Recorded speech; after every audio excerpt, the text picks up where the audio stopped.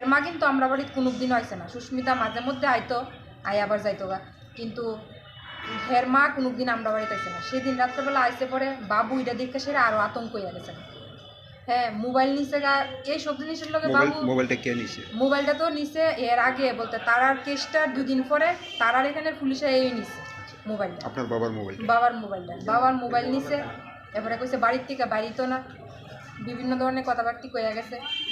তা আমার বাবা একজন নিরহ মানুষ, কাজ কইরা ভাত খায়, বাবার উপরে এত কি এর অত্যাচার।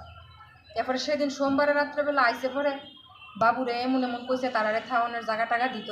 এরপরে বাবু কইছে না, আমি এই বেজাল নিতে পারতাম না। হ্যাঁ, আমার ফুলা একটা বাইরে থাকে, আমি এইসব জিনিসের লোক জড়িত না, আমি ইটা নিতে পারতাম না। এবার তারা মিলে বাবুরে কইছে না রাখতিব।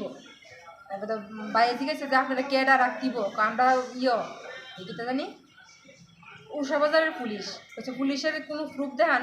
এরপরে এমন দমকাছে টমকাছে তারা গেছে। তারপর আপনার বাবা কি গেছে? আমার বাবা পরে এদিন রাত্রের থেকে কই বাবা জানি একটু কেমন কেমন হয়ে গেছে গা। বাবা টেনশন থেকে আগের থেকে কই মোবাইল নিছে গা।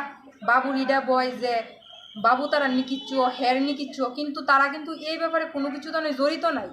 শুধু শুধু একজন সাধারণ মানুষের বাড়িতে তারা হেনস্থা করছে।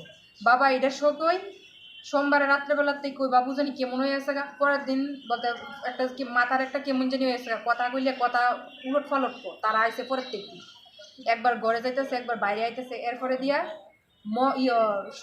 মঙ্গলবারে সকালবেলা বাজারে গেছে, ভালো বাজারে যে গেছে মা ও কইতে পারে না, ঘুমের থেকে মা ঘুমোই। তারপরে বাবু যখন বাজারে গেছে এমন এমন আইসে পরে হঠাৎ করে শরীর দিয়া গাম পড়তেছে ইডের থেকে বাবু বিষ খেয়ে লেছে।